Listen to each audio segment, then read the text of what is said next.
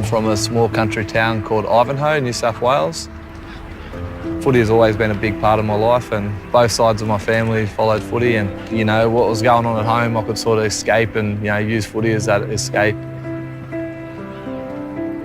was a lot of things I grew up and I witnessed that probably wasn't the best for a child to see and be around, and shaped me, and it made me who I am, but it also gave me a lot of battles along the way and what I've had to deal with, and I was just so up and down, just all over the shop as a kid.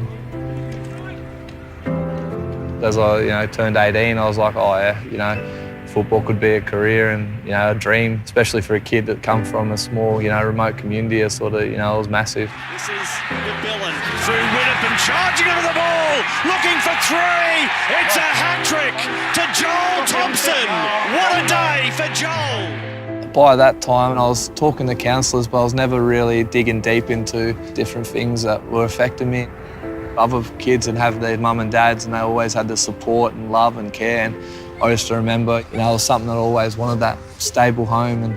And me and Amy, fell in love, and she was a beautiful person. I was always putting on this mask for her and just being the fun Joel, but with a smile, but really not sharing what was really going on. And I'd do the same when I'd go to training around my friends. I'd always put that mask on and not really share what was really happening or what was going on with my life at the time.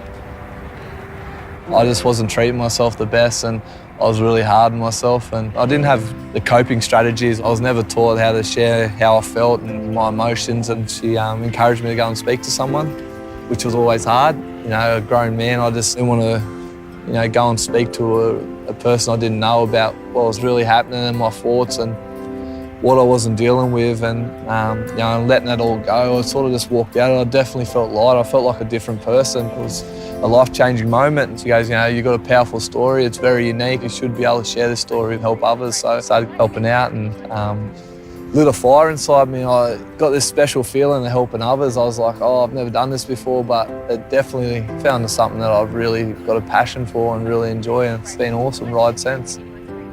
End of a season, a tragedy did strike at our club, suicide, which was something that us as a club, moving into our next season, thought we'd like to try to prevent these things from happening to another player. So that's where the State of Mind program came about. We thought it was a great opportunity for us to do something in our community.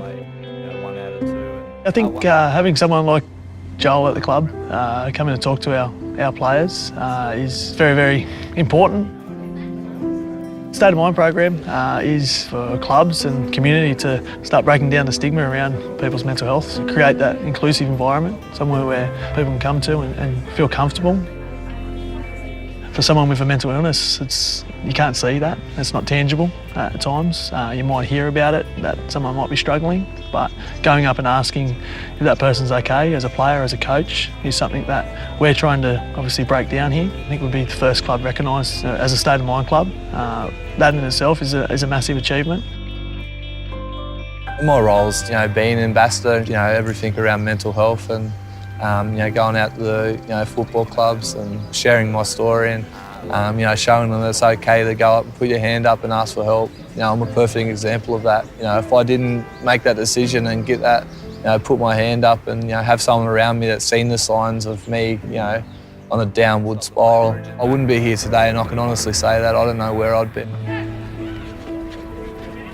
We still have some terrible statistics in suicide, across the nation. I lost my cousin last year, and you realise how important the education and stuff around it is, and there's many signs, but if you know a person well, you can see their change in personality or who they are, and you just ask them a simple question if they're okay, and that's all it is, or to check on them and show that you care and you're there for them. And as rugby league players, we've got loud voices in the community, and we have kids and people that look up to us, and we are role models.